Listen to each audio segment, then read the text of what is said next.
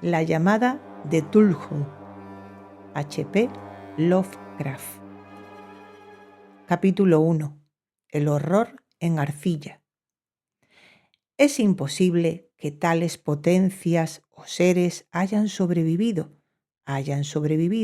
a una época infinitamente remota, donde la conciencia se manifestaba quizá bajo cuerpos y formas que ya hace tiempo se retiraron ante la marea de la ascendiente humanidad, formas de las que solo la poesía y la leyenda han conservado un fugaz recuerdo con el nombre de dioses, monstruos, seres míticos de toda clase y especie. Algernon Blackwood. No hay en el mundo fortuna mayor, creo, que la incapacidad de la mente humana para relacionar entre sí todo lo que hay en ella. Vivimos en una isla de plácida ignorancia, rodeados por los negros mares de lo infinito, y no es nuestro destino emprender largos viajes. Las ciencias, que siguen sus caminos propios, no han causado mucho daño hasta ahora, pero algún día la unión de esos disociados conocimientos nos abrirá a la realidad y a la endeble posición que en ella ocupamos, perspectivas tan terribles que enloqueceremos ante la revelación o huiremos de esa funesta luz, refugiándonos en la seguridad y la paz de una nueva edad de las tinieblas. Algunos teósofos han sospechado la majestuosidad, grandeza del ciclo cósmico del que nuestro mundo y nuestra raza no son más que fugaces incidentes. Han señalado extrañas supervivencias en términos que nos helarían la sangre si no estuviesen disfrazados por un blando optimismo. Pero no son ellos los que me han dado la fugaz visión de esos dones prohibidos que me estremecen cuando pienso en ellos y me enloquecen cuando sueño con ellos. Esa visión, como toda temible visión de la verdad, surgió de una unión casual de elementos diversos, en este caso, el artículo de un viejo periódico y las notas de un profesor ya fallecido. Espero que ninguno otro logre llevar a cabo esta unión. Yo, por cierto, si vivo, no añadiré voluntariamente un solo eslabón a tan espantosa cadena. Creo, por otra parte, que el profesor había decidido también no revelar lo que sabía y que si no hubiese muerto repentinamente hubiera destruido sus notas. Tuve por primera vez conocimiento de este asunto en el invierno de 1926-27, a la muerte de mi tío abuelo, George Campbell Angell, profesor honorario de lenguas semíticas de la Universidad de Brown, Providence, Rhode Island. El profesor Angell era una autoridad vastamente conocida en materia de antiguas inscripciones y a él habían recurrido con frecuencia los conservadores de los más importantes museos. Muchos deben, por lo tanto, recordar su desaparición, acaecida a la edad de 92 años. Las oscuras razones de su muerte aumentaron aún más el interés local. El profesor había muerto mientras volvía del barco de Newport y, según afirman los testigos, luego de recibir el empellón de un marinero negro, este había surgido de uno de los curiosos y sombríos pasajes situados en la falda abrupta de la colina que une los muelles a la casa del muerto. Los médicos, incapaces de descubrir algún desorden orgánico, concluyeron luego de un perplejo cambio de opiniones que la muerte debía de atribuirse a una oscura lesión del corazón, determinada por el rápido ascenso de una cuesta excesivamente empinada para un hombre de tantos años. En ese entonces no vi ningún motivo para disentir de ese diagnóstico, pero hoy tengo mis dudas y algo más que dudas. Como heredero y ejecutor de mi tío abuelo, viudo y sin hijos, era de esperar que yo examinara sus papeles con cierta atención. Trasladé con ese propósito todos sus archivos y cajas a mi casa de Boston. El material ordenado por mí será publicado en su mayor parte por la Sociedad Norteamericana de Arqueología. Pero había una caja que me pareció sumamente enigmática y sentí siempre repugnancia en mostrársela a otros. Estaba cerrada y no encontré la llave hasta que se me ocurrió examinar el llavero que el profesor llevaba siempre consigo. Logré abrirla entonces, pero me encontré con otro obstáculo mayor y aún más impenetrable. ¿Qué significado podía tener ese curioso bajorrelieve de arcilla y esas notas, fragmentos y recortes de viejos periódicos? ¿Se había convertido mi tío en sus últimos años en un devoto de las más superficiales imposturas? Resolví buscar el excéntrico escultor que había alterado la paz mental del anciano. El bajorrelieve era un rectángulo tosco de 2 centímetros de espesor y de unos 30 o 40 centímetros cuadrados de superficie, indudablemente de origen moderno. Los dibujos, sin embargo, no eran nada modernos, ni por su atmósfera ni por su sugestión, pues aunque las rarezas del cubismo y el futurismo sean numerosas y extravagantes, no suelen reproducir esa críptica regularidad de la escritura prehistórica, y la mayor parte de los dibujos parecían ser ciertamente alguna especie de escritura. A pesar de mi familiaridad con los papeles y colecciones de mi tío, no logré identificarla ni sospechar siquiera alguna remota relación. Sobre esos supuestos jeroglíficos había una figura de carácter evidentemente representativo, aunque la ejecución impresionista impedía comprender su naturaleza. Parecía una especie de monstruo o el símbolo de un monstruo o una forma que sólo una fantasía enfermiza hubiese podido concebir. Si digo que mi imaginación, algo extravagante, se representó a la vez un pulpo, un dragón y la caricatura de un ser humano, no traicionaré el espíritu del dibujo sobre un cuerpo escamoso y grotesco, provisto de alas rudimentarias. Se alzaba una cabeza pulposa y coronada de tentáculos. Pero era el contorno general lo que la hacía más particularmente horrible. Detrás de la figura se embozaba una arquitectura cíclopea. Las notas que acompañaban a este curioso objeto, además de unos recortes de periódicos, habían sido escritas por el profesor mismo y no tenían pretensiones literarias. El documento en apariencia más importante estaba encabezado por las palabras "El culto de Chuklu", escritas cuidadosamente en caracteres de imprenta para evitar todo error en la lectura de un nombre tan desconocido. El manuscrito se dividía en 2 secciones. La primera tenía el siguiente título: 1925, Sueño y obra onírica de H.A. Wilcox, calle Thomas 7, Providence, R.I.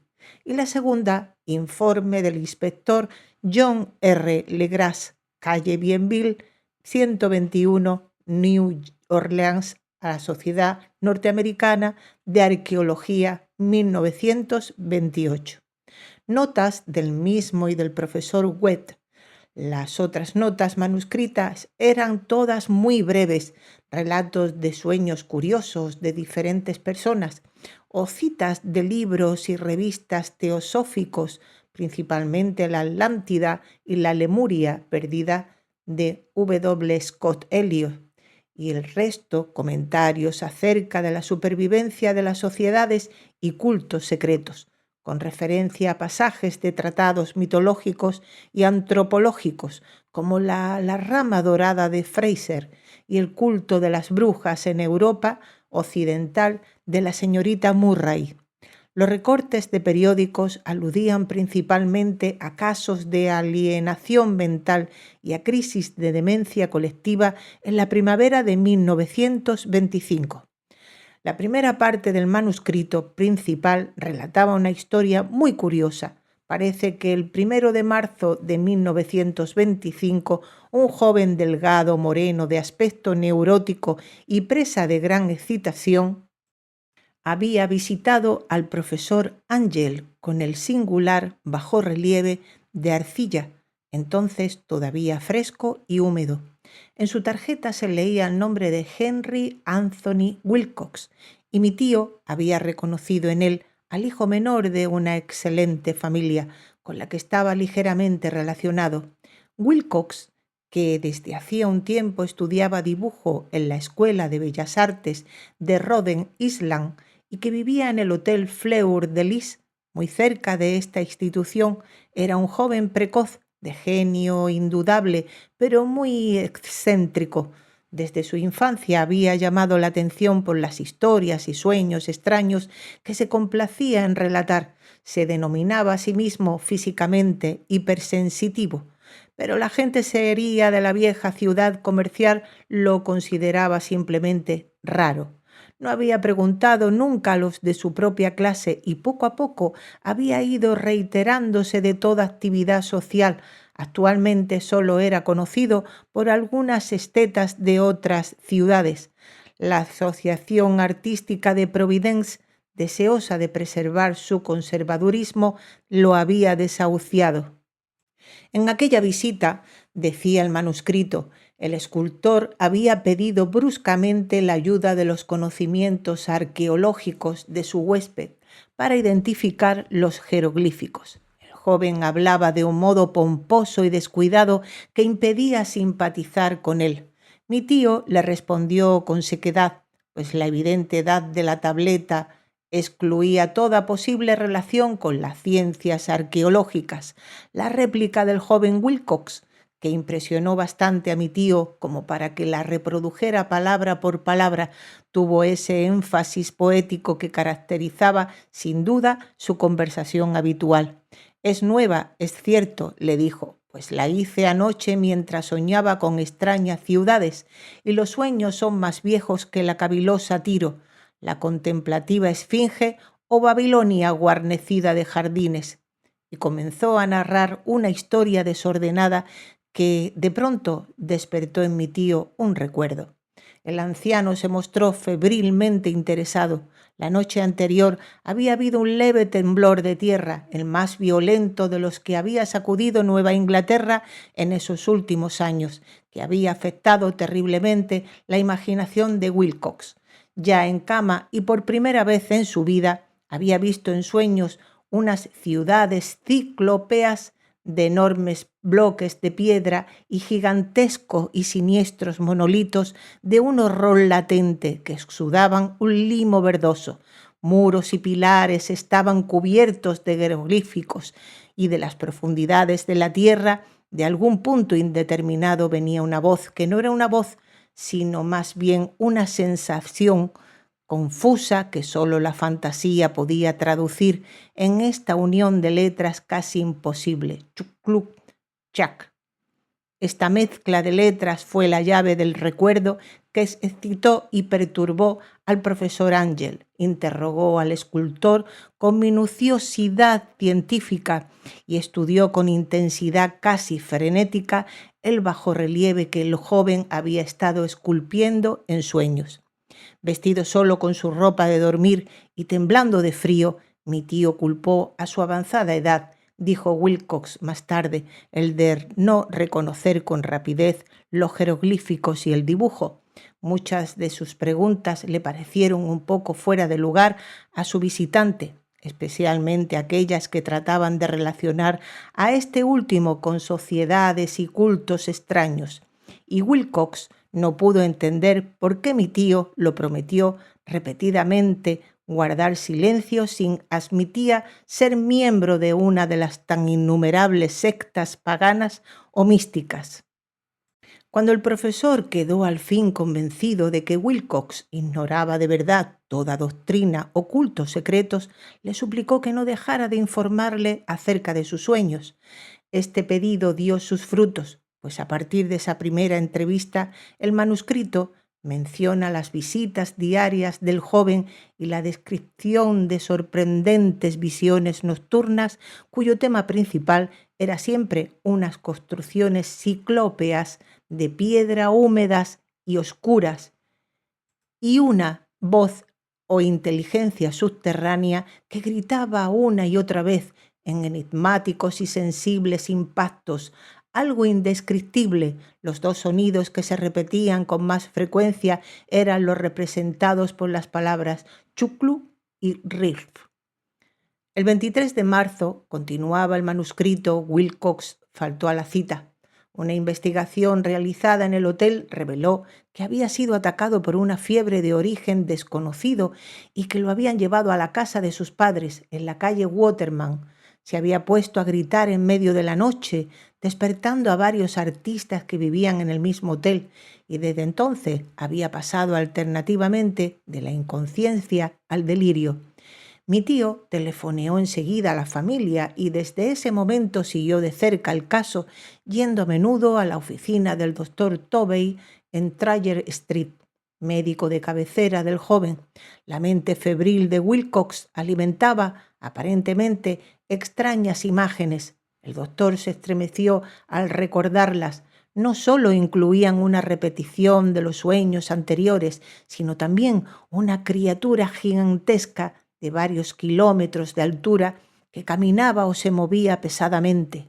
Wilcox nunca lo describía en todos sus detalles, pero las pocas e incoherentes palabras que recordaba el doctor Tobey convencieron al profesor de que aquel era el monstruo que el joven había intentado representar. Cuando Wilcox se refería a su obra, añadió el doctor, caía enseguida y variablemente en una especie de letargo. Cosa rara, su temperatura no estaba nunca por encima de lo normal. Sin embargo, su estado se parecía más al de una fiebre violenta que al de un desorden del cerebro. El 2 de abril a las 3 de la tarde la enfermedad cesó de pronto. Wilcox se sentó en la cama, asombrado de encontrarse en la casa de sus padres e ignorando totalmente lo que había ocurrido en sus sueños o en la realidad desde el 22 de marzo. Como el médico declarara que estaba curado, a los 3 días volvió a su hotel, pero ya no le fue de ninguna utilidad al profesor Ángel. Junto con su enfermedad se habían desvanecido todos aquellos sueños, y luego de oír durante una semana los relatos inútiles e irrelevantes de unas muy comunes visiones, mi tío dejó de anotar los pensamientos nocturnos del artista. Aquí terminaba la primera parte del manuscrito, pero las abundantes notas invitaban de veras a la reflexión. Solo el escepticismo inveterado, que informaba entonces mi filosofía, puede explicar mi persistente desconfianza. Las notas describían lo que habían soñado diversas personas en el mismo periodo en que el joven Wilcox había tenido sus extrañas revelaciones. Mi tío parecía había organizado rápidamente una vasta encuesta entre casi todos aquellos a quienes podía interrogar sin parecer impertinente, pidiendo que le contaran sus sueños y le comunicaran las fechas de todas sus visiones notables. Las reacciones habían sido variadas, pero el profesor recibió más respuesta que la que hubiese obtenido cualquier otro hombre sin la ayuda de un secretario. Aunque no conservó la correspondencia original, las notas formaban un completo y muy significativo resumen. La aristocracia y los hombres de negocio, la tradicional sal de la tierra de Nueva Inglaterra, dieron un resultado casi completamente negativo, aunque hubo algunos pasos de informes de impresiones nocturnas, siempre entre el 13 de marzo y el 2 de abril, periodo de delirio de joven escultor. Los hombres de ciencia no fueron tampoco muy afectados, aunque por lo menos 4 vagas descripciones sugerían la visión fugaz de extraños paisajes y uno de ellos hablaba del temor a algo anormal. Las respuestas más pertinentes procedían de artistas y poetas que si hubieran podido comparar sus notas hubieran sido presas del pánico. Ante la falta de las cartas originales, llegué a sospechar que el compilador había estado haciendo preguntas insidiosas o había deformado el texto de la correspondencia para corroborar lo que había resuelto ver. Por eso persistí en la creencia de que Wilcox, conociendo de algún modo los viejos documentos reunidos por mi tío, había estado engañándolo. Estas respuestas de los artistas narraban una perturbadora historia. Entre el 28 de febrero y 2 de abril, gran parte de ellos habían tenido sueños muy curiosos, alcanzando su máxima intensidad en el tiempo del delirio del escultor. Una cuarta parte hablaba de escenas y sonidos semejantes a los descritos por Wilcox, y algunos confesaban su terror ante una criatura gigantesca y sin nombre. Un caso que las notas describían con énfasis era particularmente triste. El sujeto, un arquitecto muy conocido, algo inclinado al ocultismo y a la teosofía, se volvió completamente loco la noche que llegaron al joven Wilcox a la casa de sus padres y murió meses después gritando que lo salvaran de algún escapado habitante del infierno. Si mi tío hubiese conservado los nombres de estos casos, en vez de reducirlos a números, yo hubiese podido hacer alguna investigación personal, pero como estaban las cosas, solo pude encontrar a unos pocos. Todos, sin embargo, confirmaron las notas. Me pregunté a menudo si aquellos a quienes había interrogado el profesor Ángel se habían sentido tan intrigados como este grupo. Nunca les di explicaciones y es mejor así. Los recortes de prensa, como ya he dicho, trataban de casos de pánico, manía y excentricidad. Siempre en el mismo periodo, el profesor Ángel debía de haber empleado una agenda de recortes, pues el número de estos extractos era prodigioso y además procedían de todos los rincones del mundo. Uno describía un suicidio nocturno en Londres. Un hombre había saltado por una ventana luego de lanzar un grito terrible. En una confusa carta al editor de un periódico sudamericano, un fanático anunciaba, apoyándose en sus visiones, un futuro siniestro.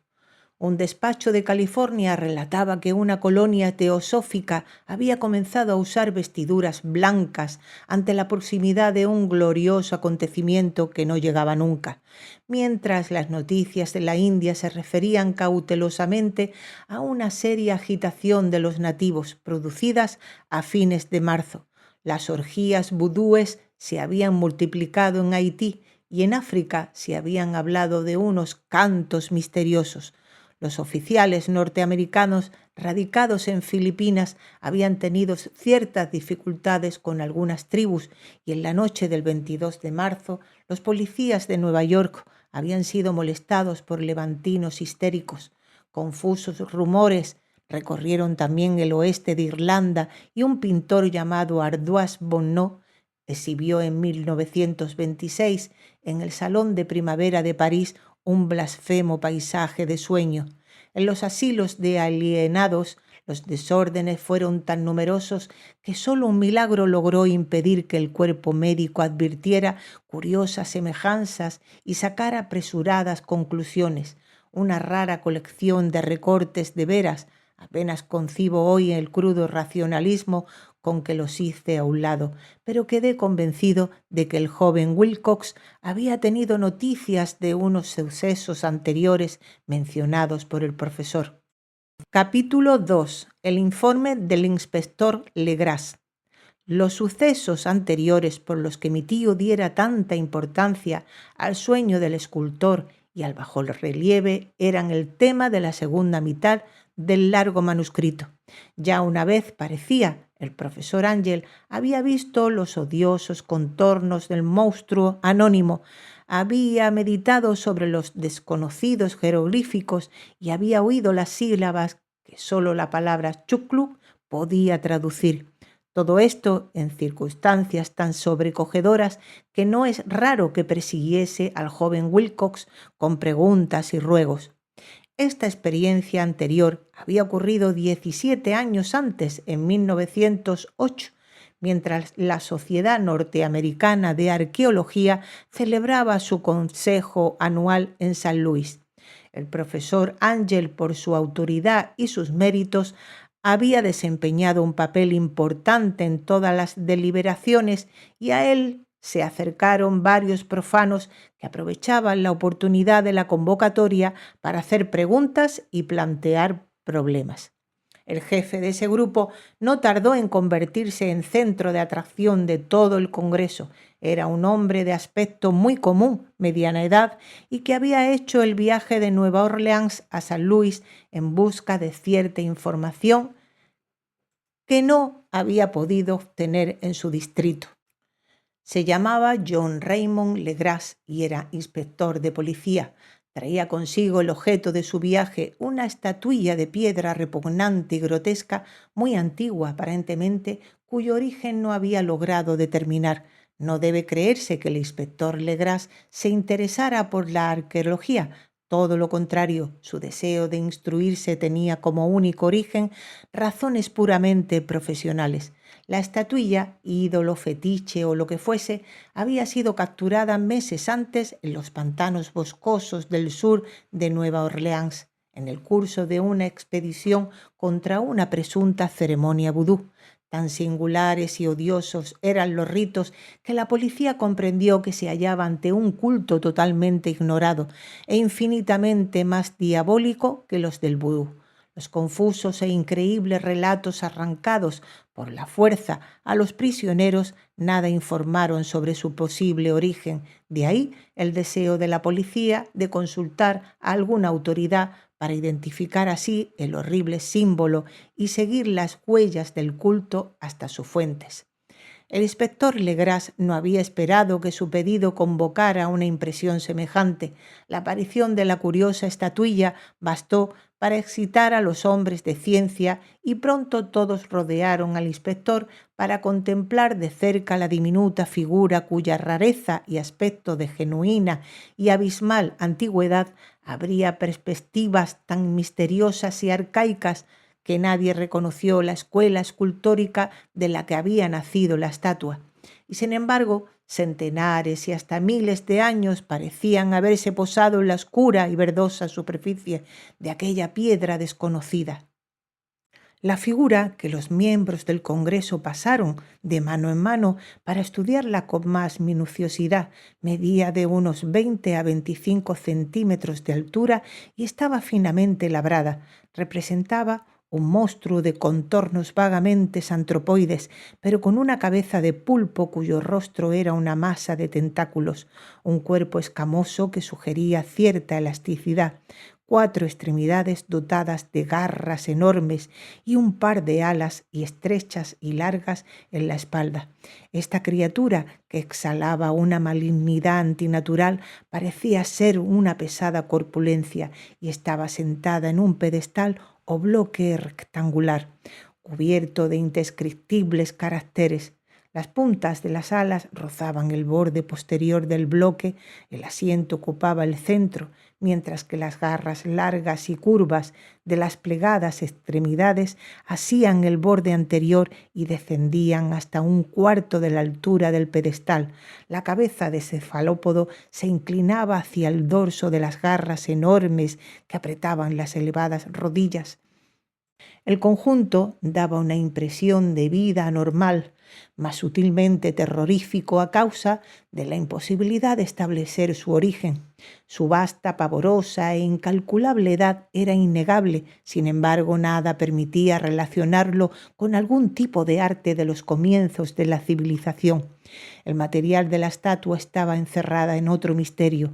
No había nada parecido en la geología o en la mineralogía o aquella pieza jabonosa verdinegra de estrías doradas e iridiscentes. Los caracteres de la base eran igualmente desconcertantes y ninguno de los miembros del Congreso, a pesar de que representaban a la mitad de las autoridades mundiales en esta esfera, pudo descubrir el más remoto parentesco lingüístico. Tanto la figura como el material pertenecían a algo increíblemente lejano, totalmente distinto de la humanidad que conocemos. Algo sugería de un modo terrible antiguos y profanos ciclos en los que nuestro mundo y nuestras concepciones no habían participado. Y sin embargo, mientras los miembros del Congreso sacudían la cabeza y se confesaban incapaces de resolver el misterio, uno de ellos creyó descubrir algo raramente familiar en la efigie y los jeroglíficos, y al fin, no sin reticencia, confesó lo que sabía. Este hombre era el hoy desaparecido William Channing Webb, profesor de antropología en la Universidad de Princeton y explorador de bastante renombre. 48 años antes, el profesor Webb había recorrido Groenlandia e Islandia en busca de ciertas inscripciones rúnicas que hasta ese entonces no había podido descubrir. en la costa occidental de Groenlandia, se había encontrado con una tribu degenerada de esquimales cuya religión, un culto demoníaco curioso, lo había impresionado sobremanera por su faz deliberadamente sanguinaria y repulsiva. Era aquella una fe que los otros esquimales ignoraban casi del todo y a la que se referían estremeciéndose. Databan, decían, de épocas muy antiguas, anteriores al nacimiento del mundo. Junto a ritos anónimos y sacrificios humanos había invocaciones de origen tradicional dirigidas a un demonio supremo o Tornazuk. El profesor Webb había oído esa invocación en boca de un viejo Angekok o brujo sacerdote y la había transcrito fonéticamente hasta donde era posible en caracteres romanos. Pero lo que ahora parecía importante era el fetiche adorado en ese culto y alrededor del cual bailaban los esquimales cuando la aurora boreal brillaba muy por encima de los acantilados de hielo. Era, declaró el profesor, un tosco bajorrelieve de piedra con una figura horrible y algunos caracteres misteriosos. Creía recordar que se parecía por lo menos en todos los rasgos esenciales a la criatura bestial que ahora estaba examinando. Este relato, recibido con asombro y sorpresa por los miembros del Congreso, pareció excitar al inspector Legras, que abrumó al profesor a preguntas. Habiendo copiado una invocación recitada por uno de los oficiantes del pantano, rogó al profesor Webb que tratase de recordar las sílabas recogidas en Groenlandia. Siguió una comparación exhaustiva de todos los detalles y un instante de sombrío silencio cuando el profesor y el detective convinieron en la virtual identidad de las frases. He aquí, en sustancia, la división de las palabras fue establecida de acuerdo con las pausas tradicionales observadas por los oficiantes. Lo que el brujo esquimal y los sacerdotes de Luisiana habían cantado a sus ídolos. Frase ininteligible. Legras había tenido más suerte que el profesor Webb, pues varios prisioneros le habían revelado el sentido de esas palabras. Era algo así. En su casa de Ried, el fallecido Chuhul espera soñando. Y entonces, respondiendo a un ruego general, el inspector relató minuciosamente su experiencia con los fieles del pantano. Veo ahora que mi tío dio gran importancia a esa historia. Tenía cierto parecido con las ensoñaciones más extravagantes de los teósofos y los creadores de mitos, y revelaba una asombrosa imaginación de carácter cósmico que nadie hubiese esperado entre parias y vagabundos. El 1 de noviembre de 1907, la policía de Nueva Orleans había recibido un alarmado mensaje de la región pantanosa del sur. Los colonos, gente primitiva, pero de buen natural, descendientes en su mayor parte de Lafitte, eran presas del pánico a causa de algo desconocido que habían invadido la región durante la noche. Se trataba, en apariencia, de un culto vudú, pero de una especie más terrible que todo lo que ellos conocían. Desde que el malévolo tantán había comenzado a sonar incesantemente en aquellos bosques oscuros donde nadie osaba aventurarse, había desaparecido varias mujeres y niños, se habían oído gritos irracionales, chillidos desgarradores y cantos lúgubres, y unas llamas diabólicas habían bailado en la espesura. Los vecinos, añadía el aterrorizado mensajero, no podían soportarlo. En las primeras horas de la tarde, 20 policías partieron en 2 carricoches y un automóvil, guiados por el tembloroso colono. Cuando el camino se hizo intransitable, abandonaron los vehículos y durante varios kilómetros chapotearon en silencio a través de los espesos bosques de cipreses donde nunca penetraba la luz del día.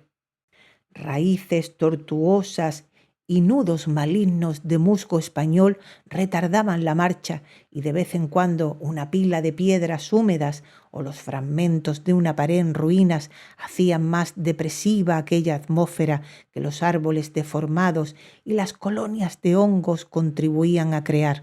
Al fin, apareció un miserable conjunto de chozas y los histéricos colonos corrieron a agruparse alrededor de las vacilantes linternas. El apagado golpear de las tantáns se oían débilmente a lo lejos. La brisa traía muy de vez en cuando un chillido que helaba la sangre.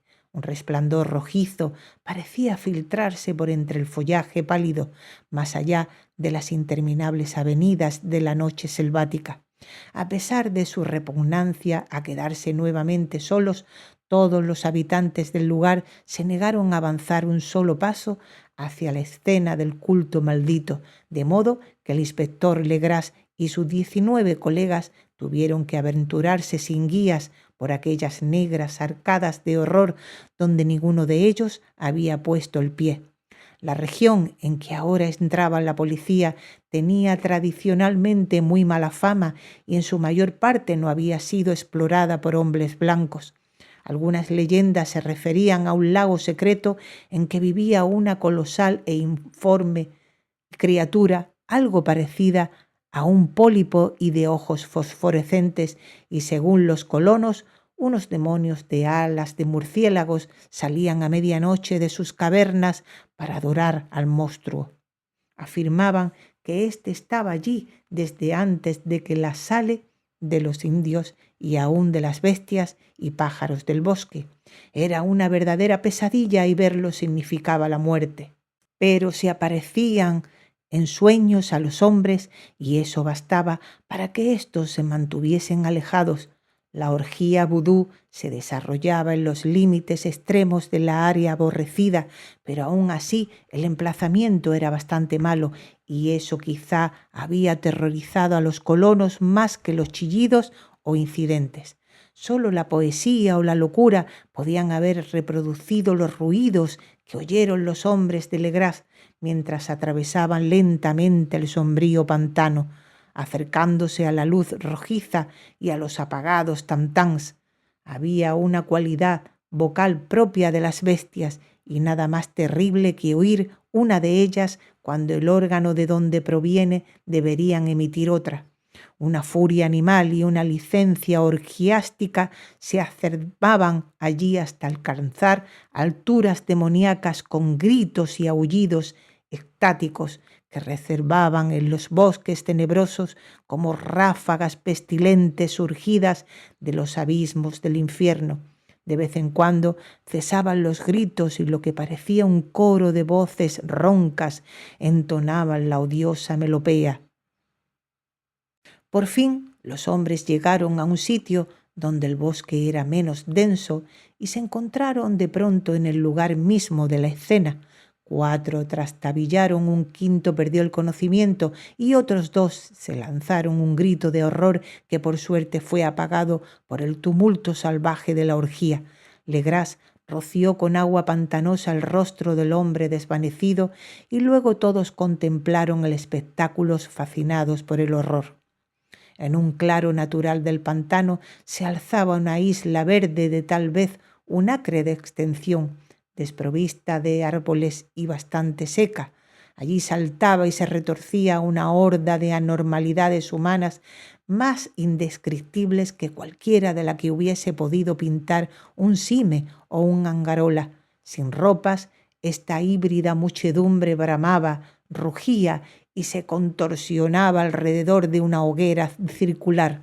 De vez en cuando se abrían las cortinas de fuego y se podían distinguir en el centro un bloque de granito de unos 2,5 metros de alto, en cuya cima, incongruente por su pequeñez, se alzaba la funesta estatuita, en 10 cadalsos instalados e intervalos regulares en un ancho círculo que rodeaba la hoguera. Con el monolito como centro, colgaban con la cabeza hacia abajo los cuerpos extrañamente mutilados de los desaparecidos colonos. Dentro de este círculo saltaba y rugía el anillo de fieles, moviéndose de izquierda a derecha en una bacanal interminable entre el círculo de cadáveres y el círculo de fuego. Pudo haber sido solo la imaginación o pudo haber sido un simple eco, pero uno de los hombres, un impresionable español, creyó oír que las invocaciones eran seguidas por unas respuestas antifonales que procedían de un lejano y sombrío lugar, situado en lo más profundo de aquel bosque de leyenda. Este hombre, Joseph Gálvez, a quien más tarde encontré e interrogué, era desbordantemente imaginativo. Llegó a decir que había oído el débil golpear de unas grandes alas y que había vislumbrado unos ojos luminosos y una enorme masa blanca detrás de los árboles más lejanos, pero creo que estaba demasiado influido por las supersticiones locales. La inactividad de los hombres paralizados fue comparativamente de poca duración. El deber venció pronto todas las dudas y aunque los celebrantes debían de llegar al centenar, la policía confiaba en sus armas de fuego y irrumpió en medio de la horda. Durante 5 minutos el caos y el tumulto fueron indescriptibles. Hubo furiosos golpes, disparos y huidas, pero finalmente Legras pudo contar 47 prisioneros a los que obligó a vestirse rápidamente y que rodeó de policías. 5 de los celebrantes habían muerto y otros 2 estaban muy mal heridos, pero fueron transportados por sus cómplices en improvisadas parihuelas. La imagen del monolito fue sacada con todo cuidado y llevada por Legras. Examinados en el cuartel de la policía, luego de un viaje agotador, los prisioneros resultaron ser mestizos de muy baja ralea y mentalmente débiles. Eran en su mayor parte marineros y habían algunos negros y mulatos, procedentes casi todos de la isla de Cabo Verde, que daba un cierto matiz vudú a aquel culto heterogéneo. Pero no se necesitaron muchas preguntas para comprobar que se trataba de algo más antiguo y profundo que un fetichismo africano. Aunque degradados e ignorantes, los prisioneros se mantuvieron fieles como sorprendentemente consistentes a la idea central de su aborrecible culto. Adoraban, dijeron, a los grandes antiguos, que eran muy anteriores al hombre, que habían llegado al joven mundo desde el cielo. Esos antiguos se habían retirado ahora al interior de la tierra y al fondo del mar, pero sus cadáveres se habían comunicado en sueños con el primer hombre, quien inventó un culto que nunca había muerto. Este era ese culto, y los prisioneros dijeron que había existido siempre y que siempre existiría, ocultándose en lejanías desiertas y lugares retirados hasta que el gran sacerdote Chucrú saliese de su sombría morada en la ciudad submarina de Ried para reinar otra vez sobre la tierra. Algún día vendría cuando los astros ocuparan una determinada posición y el culto secreto estaría allí esperándolo. Mientras tanto, no podía decir nada más. Se trataba de un secreto que ni la tortura podía arrancarles.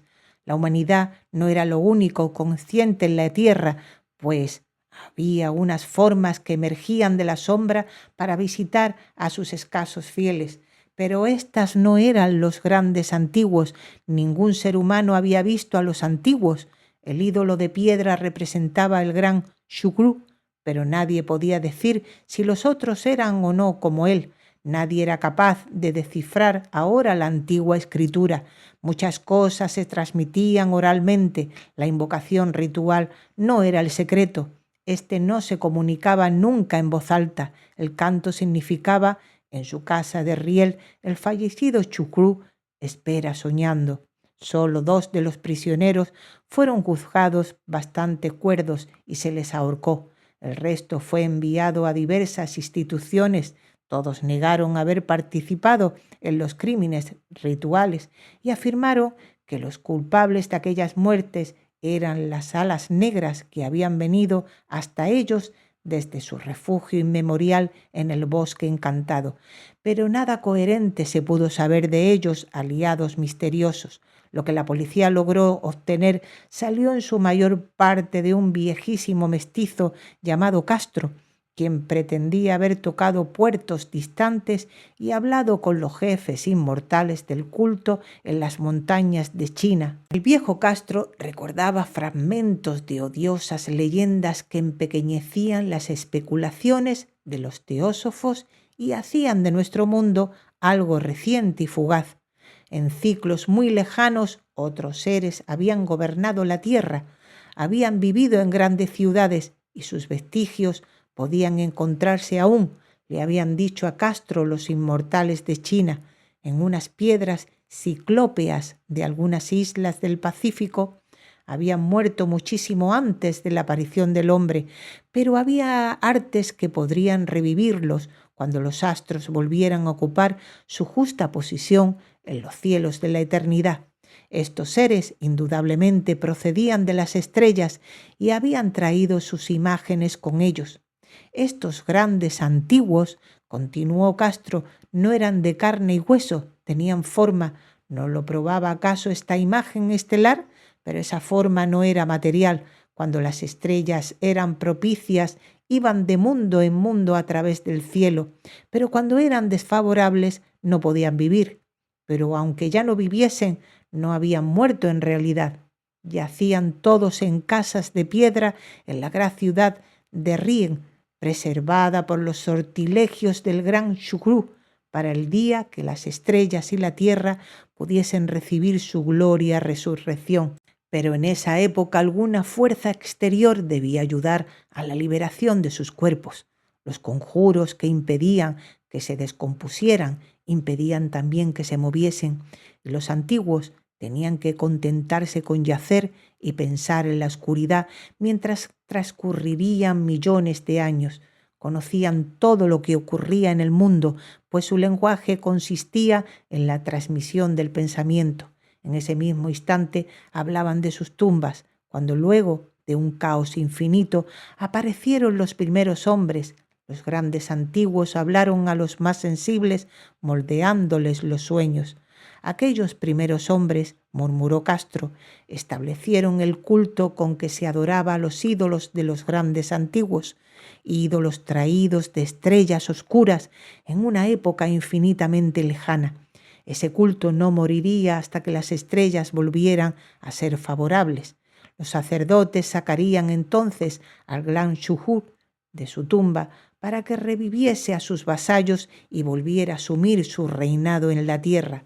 Ese tiempo sería fácil de conocer, pues entonces la humanidad se parecería a los grandes antiguos, salvaje y libre, más allá del bien y del mal, sin moral y sin ley, y todos los hombres gritarían y matarían y gozarían alegremente.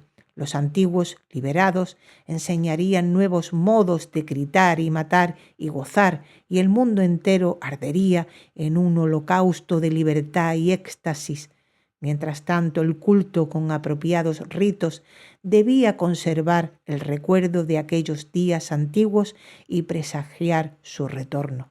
En los primeros tiempos, algunos hombres escogidos habían hablado en sueños con aquellos seres, pero luego algo había pasado. La gran ciudad de piedra de Ried, con sus monolitos y sepulcros, se había hundido bajo las olas y las aguas de los abismos, con ese misterio primigenio en que nadie había pensado ni siquiera en penetrar, habían interrumpido esas citas espectrales. Pero los recuerdos no morían y los altos sacerdotes afirmaban que cuando los astros fuesen favorables, la ciudad volvería a la superficie.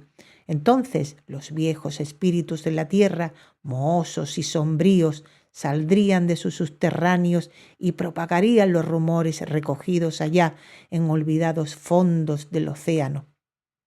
Pero de ellos el viejo Castro no se atrevía a hablar. Se interrumpió de pronto y ni la persuasión ni las sutilezas pudieron arrancarle otras informaciones. Tampoco quiso mencionar curiosamente el tamaño de los antiguos.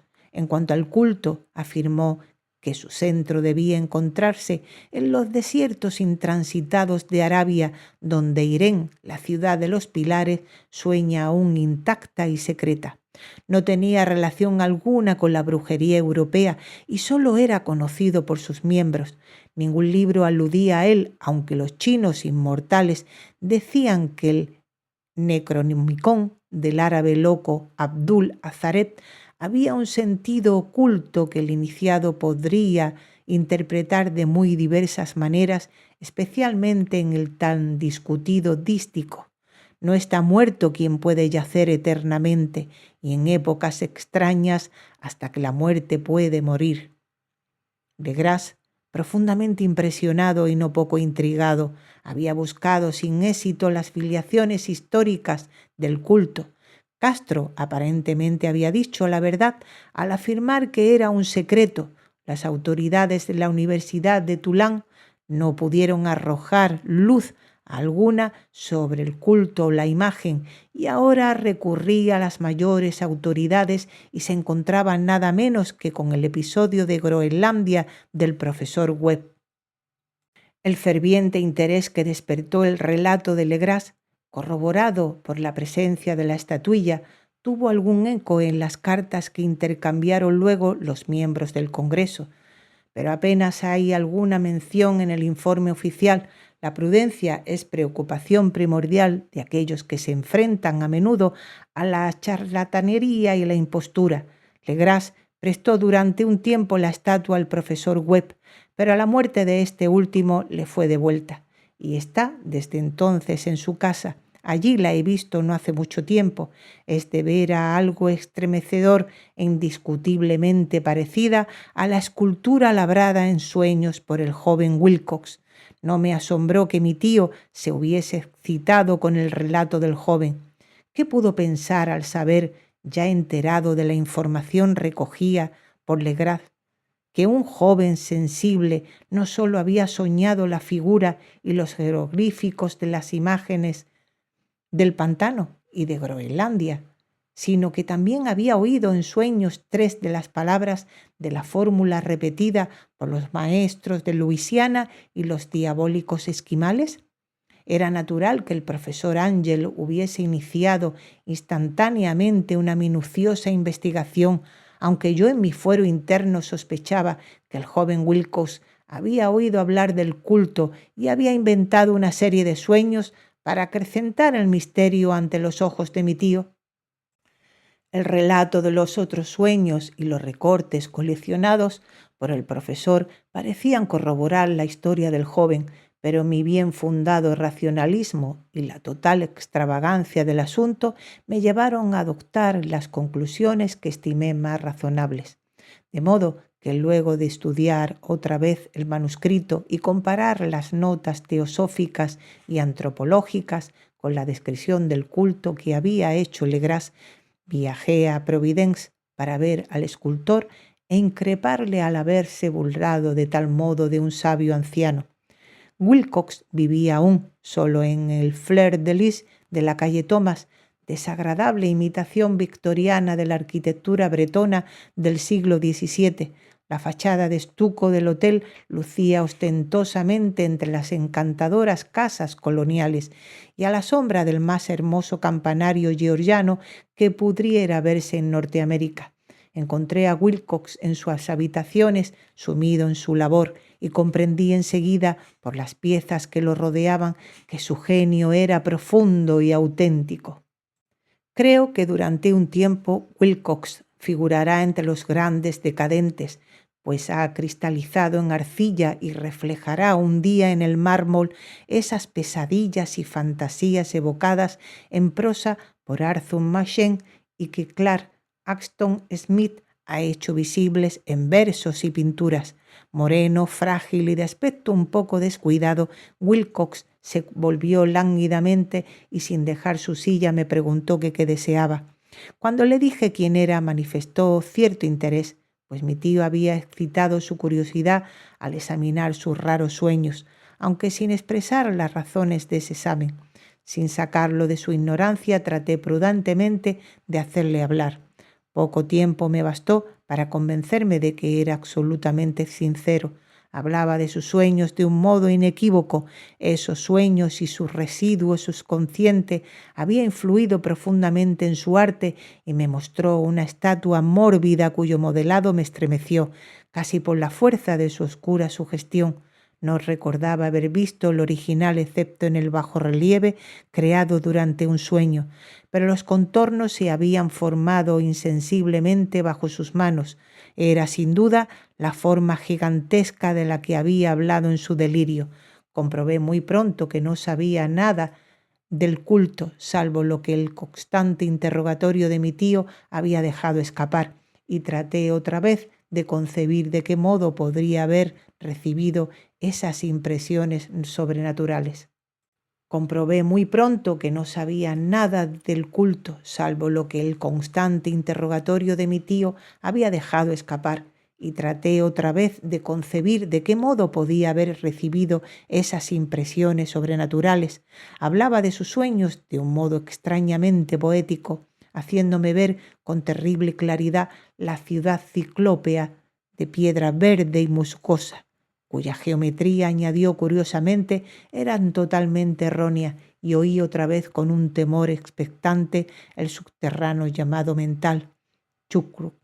Esas palabras figuraban en la temible invocación que evocaba el sueño vigilia de Chukruk en su bóveda de piedra de riel, y a pesar de mis racionales ideas me sentí profundamente perturbado.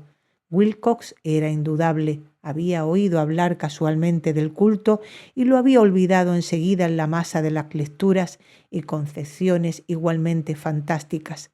Más tarde, en virtud de su impresionable carácter, el culto había encontrado un modo de expresión subconsciente en los sueños. El bajo relieve de arcilla y la estatua que yo estaba ahora contemplando, de modo que la superchería había sido involuntaria. El joven tenía unos modales un poco afectados y un poco vulgares que me desagradaban de veras, pero ya estaba dispuesto a admitir tanto su genio como su honestidad. Me despedí amablemente y le deseé todo el éxito que su talento prometía. El asunto del culto continuó fascinándome y a veces imaginaba poder adquirir un gran renombre investigando su origen y relaciones. Visité Nueva Orleans, hablé con Legras y otros de los que habían participado en aquella vieja expedición, examiné la estatuilla y hasta interrogué a los prisioneros que todavía vivían. El viejo Castro, que por desgracia había muerto hacía varios años, lo que escuché entonces de viva voz, aunque no fue más que una confirmación detallada de los escritos de mi tío, acrecentó mi interés y tuve la seguridad de estar sobre la pista de una religión muy antigua y secreta cuyo descubrimiento me convertiría en un antropólogo famoso. Mi actitud era aún entonces absolutamente materialista, como aún quisiera que lo fuese, y por una inexplicable perversidad mental rechacé la coincidencia de los sueños y los recortes coleccionados por el profesor Ángel. Hubo algo, sin embargo, que comencé a sospechar y que ahora creo saber. La muerte de mi tío no fue nada natural. Cayó al suelo en la colina, en una de las estrechas callejuelas que partían de unos muelles donde abundaban los mestizos extranjeros, luego del descuidado empujón de un marinero de tez oscura. Yo no había olvidado que los oficiales de Luisiana se extinguían por la mezcla de sangres y sus intereses marinos, y no me hubiera sorprendido conocer la existencia de agujas venenosas y métodos criminales secretos tan faltos de piedad como aquellas creencias y ritos misteriosos. Legras y sus hombres, es cierto, no habían sido molestados, pero en Noruega acaba de morir un marino que veía cosas. ¿No pudieron haber llegado a oídos siniestros las investigaciones realizadas por mi tío luego de encontrarse con el escultor? Creo que hoy que el profesor Ángel murió porque sabía o quería saber demasiado. Es posible que me espere un fin semejante, pues yo también he aprendido mucho. Capítulo 3. La locura del mar. Si el cielo decidiese algún día acordarme un insigne favor, borraría totalmente de mi memoria el descubrimiento que hice. Por simple casualidad, el echar una ojeada a una hoja de periódico que recubría un estante era un viejo número del Boletín de Sydney del 18 de abril de 1925, con el cual no hubiese podido dar en mi vida cotidiana. Había pasado inadvertido hasta para la agencia de recortes que había estado coleccionando ávidamente durante esa época materiales para mi tío. Había yo casi abandonado mis investigaciones cerca de lo que el profesor llamaba el culto de Shukru y me encontraba de visita en casa de un docto amigo de Paterson, Nueva Jersey, conservador del museo local y mineralogista de renombre. Examinando un día los ejemplares de reserva amontonados en desorden en los estantes de una de las salas del fondo del museo, mi mirada se detuvo en la rara ilustración de uno de los periódicos extendido bajo las piedras. Era el boletín de Sydney que he mencionado. Mi amigo tenía corresponsales en todos los países extranjeros imaginables. La imagen era una fotografía en sepia de una odiosa estatuilla de piedra casi igual a la que Legras había encontrado en el pantano. Despojé vivamente a la hoja de su precioso contenido, leí el artículo con cuidado y lamenté su brevedad. Lo que sugería, sin embargo, era de suma importancia para mi ya vacilante búsqueda. Arranqué cuidadosamente la noticia con el propósito de ponerme enseguida en acción. He aquí el contenido. Misterioso barco a la deriva rescatado en alta mar. El Vigilant arribó remolcando a un yate neozelandés armado. Un muerto y un superviviente a bordo. Relatan combates furiosos y muertes en alta mar. Marinero rescatado se niega a dar detalles de la misteriosa experiencia. Ídolo extraño hallado en su poder. Se iniciará una investigación.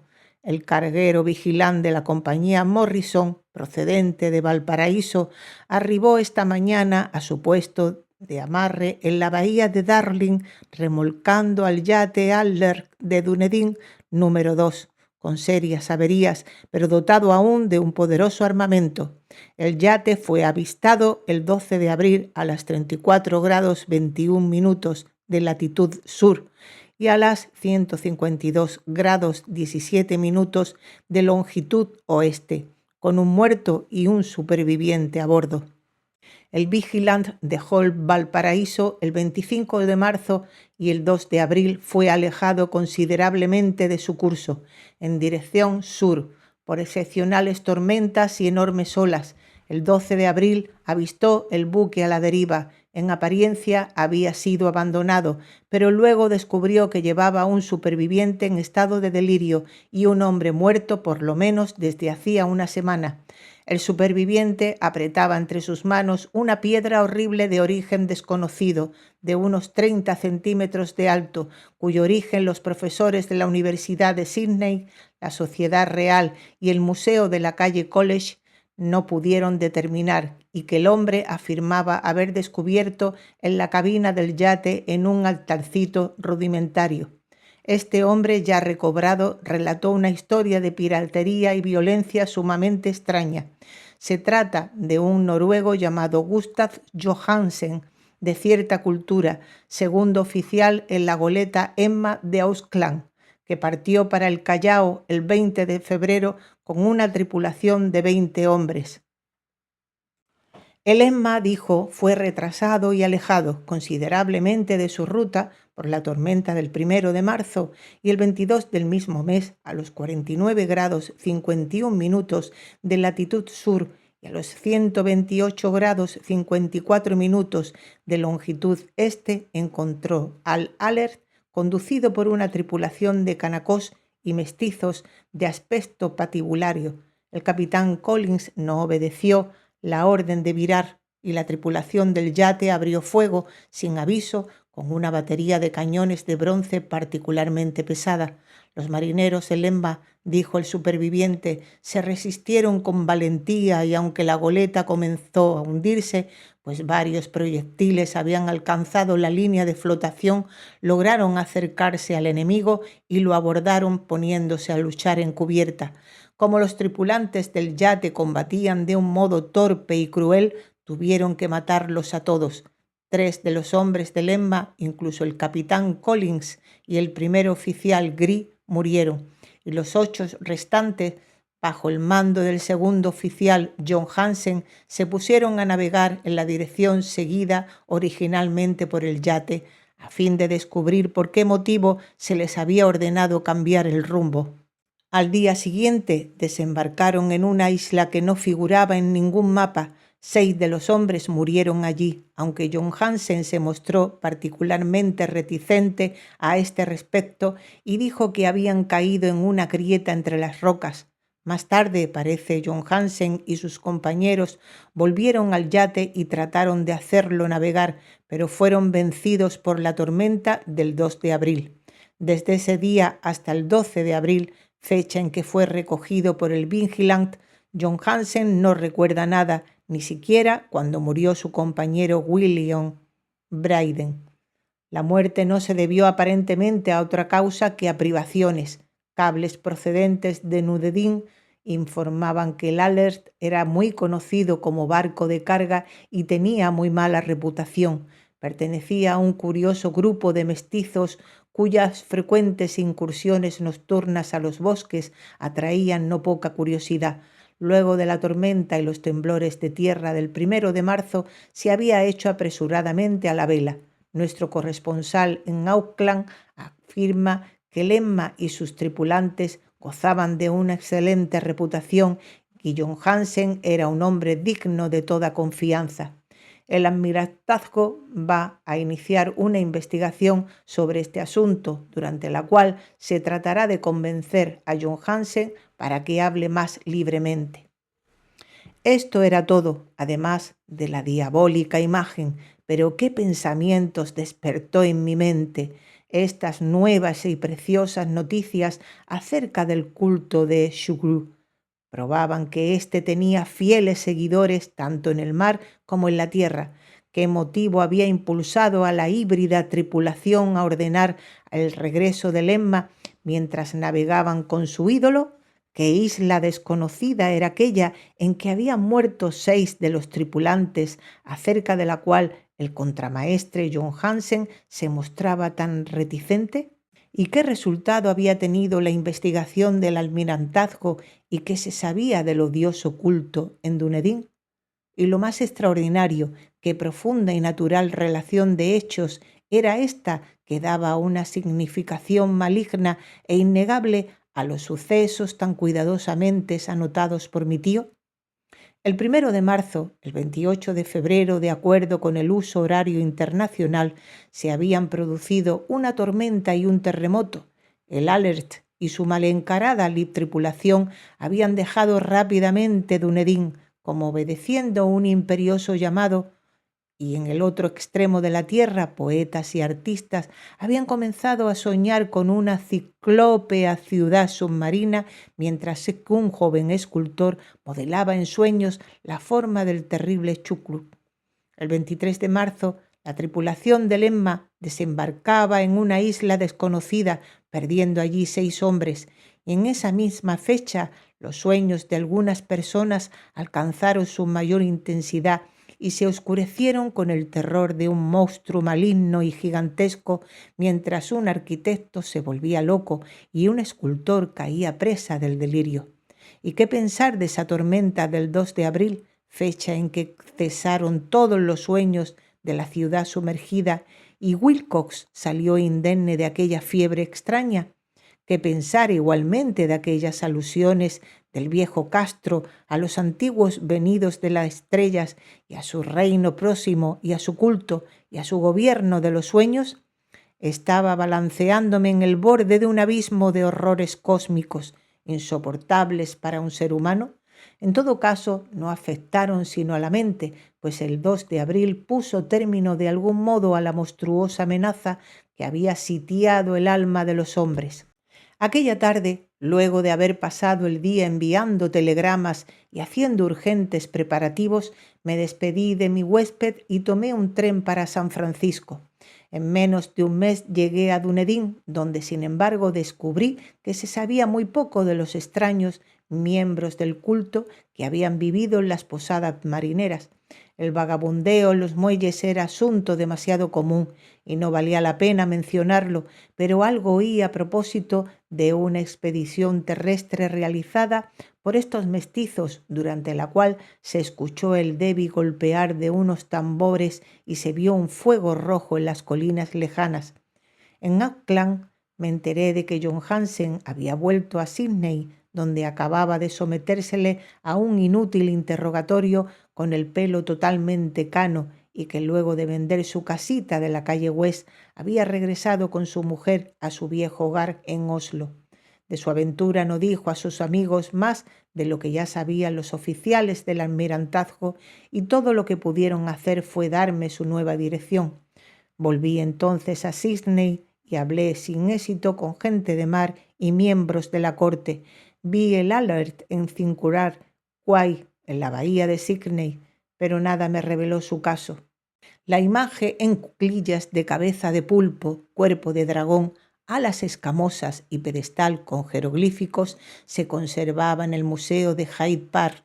La examiné con cuidado y descubrí que estaba exquisitamente labrada y tenía el mismo profundo misterio, terrible antigüedad y sobrenatural rareza de material que el ejemplar más pequeño de Legrés. Para los geólogos, me dijo el conservador del museo, la estatua era un enigma monstruoso y juraban que no había en el mundo una roca parecida. Recordé estremeciéndome lo que había dicho al viejo Castro Alegrás a propósito de los primeros grandes antiguos. Vinieron de las estrellas y trajeron consigo sus imágenes. Profundamente perturbado, resolví visitar al oficial John Hansen en Oslo. Llegué a Londres, me reembarqué enseguida para la capital de Noruega y un día de otoño eché pie a tierra en un limpio y desembarcadero a la sombra de Geber. La casa de John Hansen, descubrí, estaba situada en la ciudad vieja del rey Harold Handraga, que había conservado el nombre de Oslo durante los siglos en que la ciudad principal adoptara el nombre de Cristianía. Hice el corto viaje en un taxi y golpeé con el corazón tembloroso la puerta de una casa vieja y limpia de frente enyesado. Salió a recibirme una mujer de cara triste, vestida de negro, quien me comunicó en un inglés vacilante que Gustav Johansen no era ya de este mundo. No había sobrevivido mucho a su regreso, pues su aventura marina de 1925 le había destrozado la salud. La mujer no sabía más que el público, pero John Hansen había dejado un largo manuscrito que trataba asuntos técnicos escritos en inglés con la intención manifiesta de que su esposa no lo entendiese. Mientras paseaba por una callejuela cerca del muelle de Gothenburg, un atado de viejos periódicos, salido de la ventana de un altillo, lo golpeó y lo hizo caer. 2 marineros indios lo ayudaron enseguida a levantarse, pero el hombre murió antes de que llegase la ambulancia. Los médicos, incapaces de precisar la causa del deceso, lo habían atribuido a un malestar del corazón y a un debilitamiento general. Sentí entonces que un oscuro terror que no me abandonaría hasta que a mí también me fuese acordado el eterno reposo, accidentalmente o por otro motivo, me traspasaba los huesos. Habiendo persuadido a la viuda de que mi conocimiento de esos asuntos técnicos me autorizaba a poseer el manuscrito, me llevé el documento y comencé a leerlo en el barco que me conducía a Londres. Era un relato simple, desordenado, un diario de mar redactado de memoria en que se intentaba recoger día a día aquel último y terrible viaje.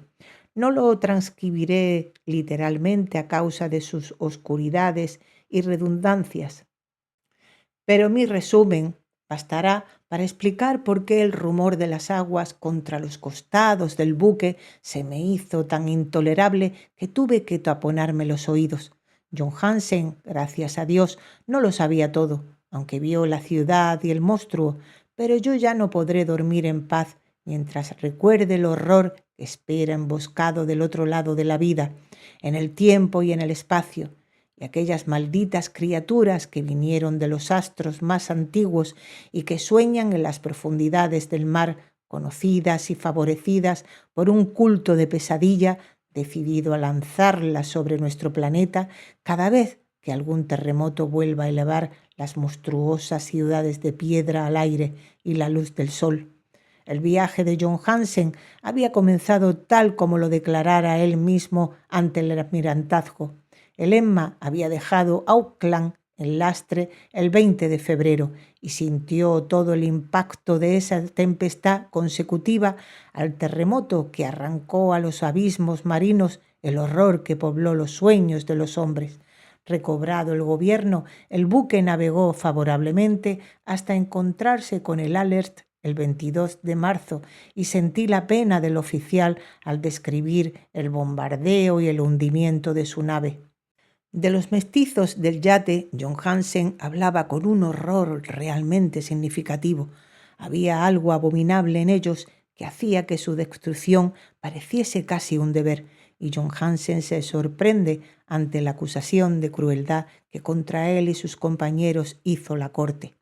Ya en el yate capturado, John Hansen y sus hombres, impulsados por la curiosidad, prosiguen viaje hasta avistar una alta columna de piedra que emerge del océano y a los 49 grados 9 minutos de latitud oeste y 126 grados 43 minutos de longitud sur se encuentran ante una costa barrosa y una albañilería ciclópea cubierta de algas que no puede ser sino la sustancia tangible del terror supremo del universo, la ciudad muerta de Rie, construida hace millones de años, antes de los comienzos de nuestra historia, por los enormes y espantosas criaturas que descendieron desde unos astros desconocidos.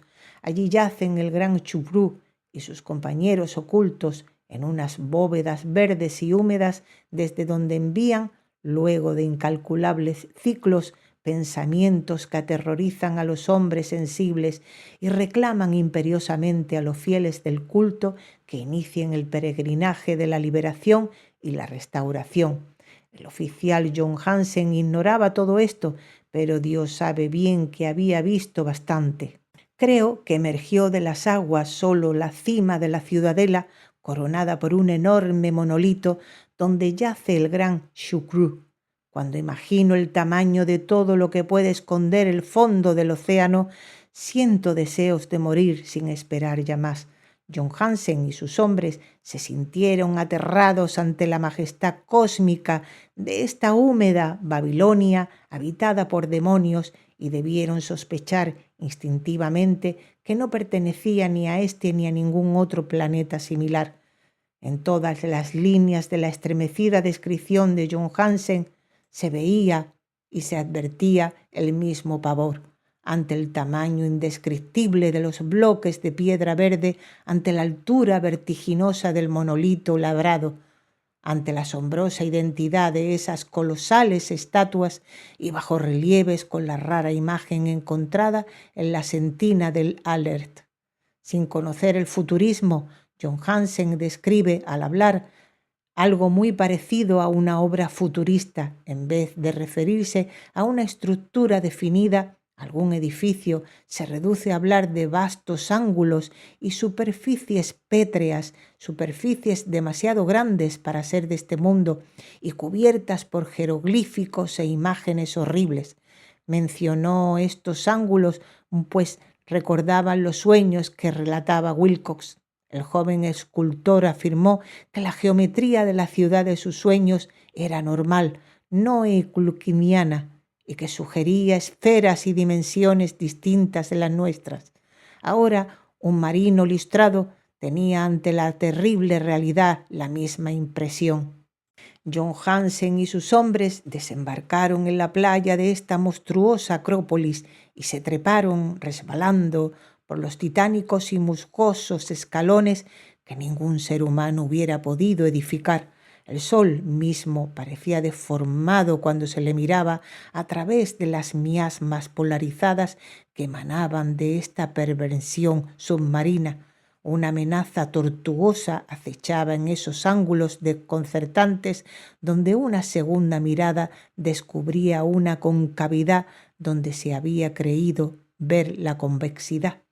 Todos los exploradores, aún antes de ver algo definido, salvo las rocas, los musgos y las algas, se sintieron presas de un indefinible terror. Todos habrían escapado si no hubiese temido por la burla de los otros, y solo de mala gana se decidieron a buscar vanamente, como comprendieron más tarde, algo que sirviese de recuerdo. Rodríguez, el portugués, fue el primero en llegar a la base del monolito y les gritó a los otros lo que acababa de descubrir. Poco más tarde los hombres contemplaron curiosamente una enorme puerta de piedra labrada con el, ya familiar, bajorrelieve del pulpo dragón. Se parecía, dice John Hansen, a la enorme puerta de un granero. Todos vieron allí una puerta, ya que estaba encuadrada en un umbral, un dintel y dos montantes, pero nadie pudo decidir si estaba situada horizontalmente, como la puerta de una trampa, o algo inclinada como la puerta exterior de un altillo. Como lo hubiese dicho Wilcox, la geometría del lugar era errónea.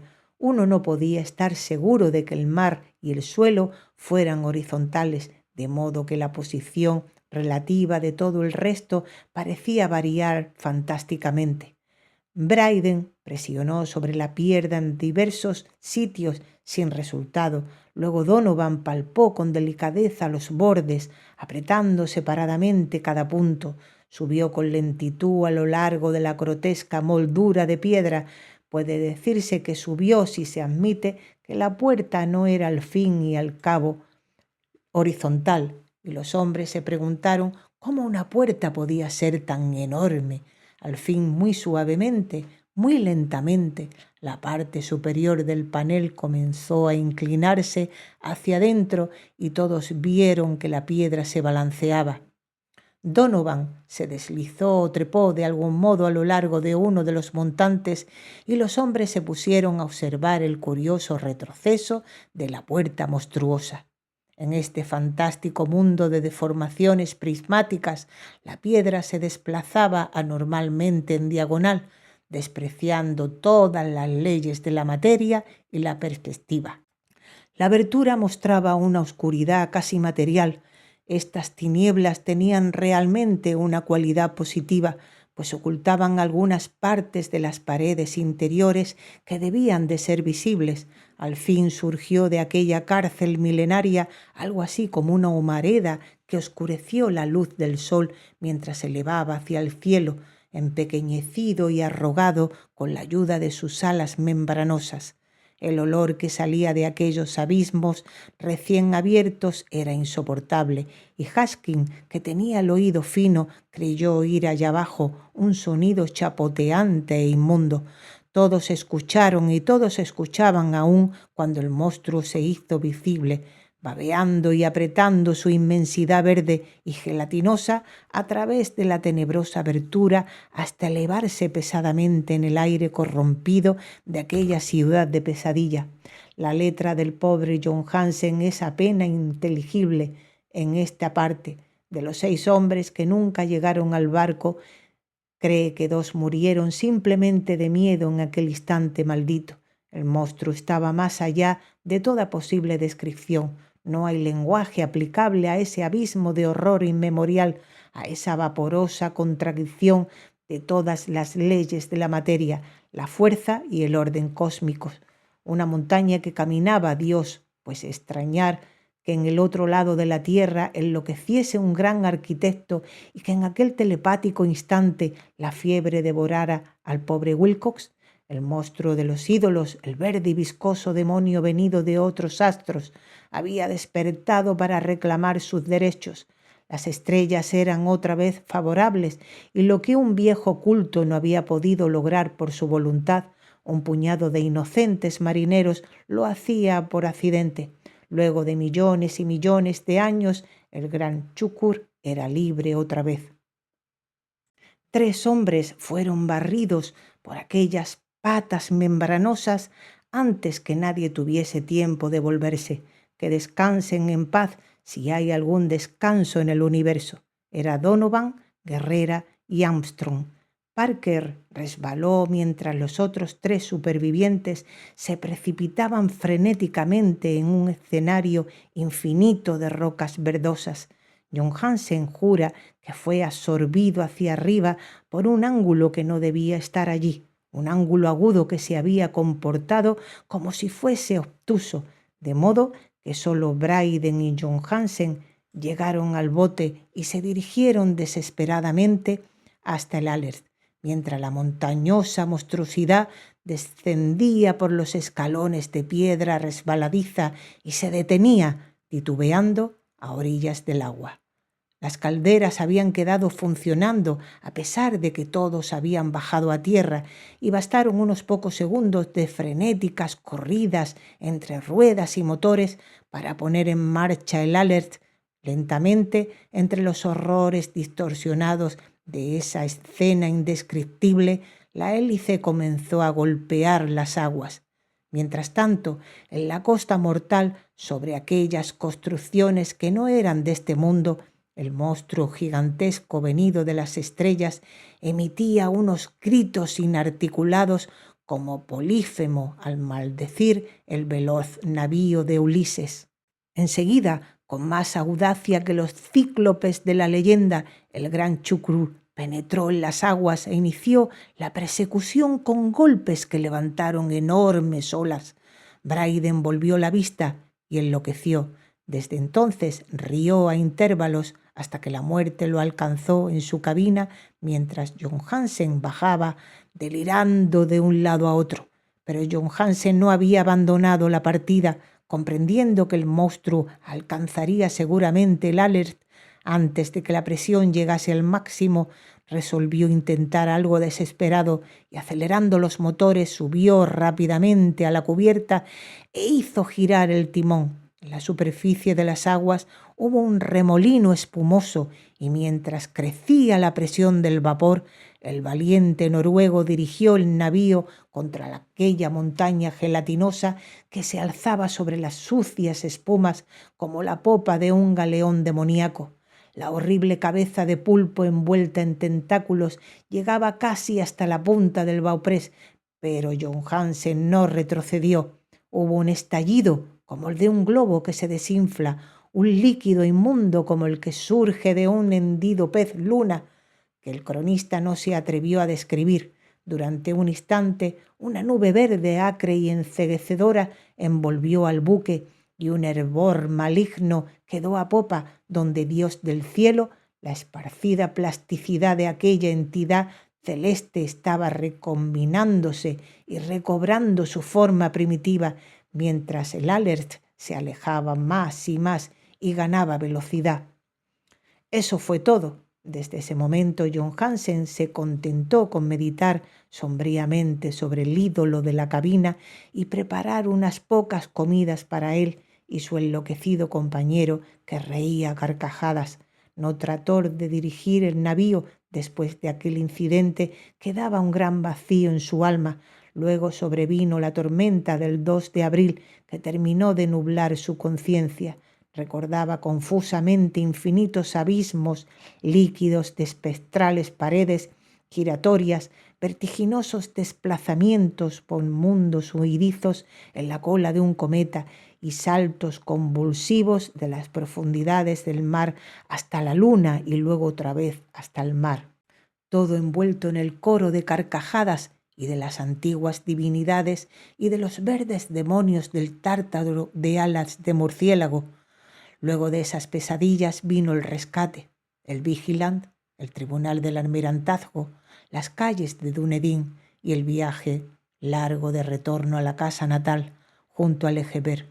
Nada podía contar, pasaría por loco, lo escribiría todo antes de morir, pero su mujer no debería sospechar nada.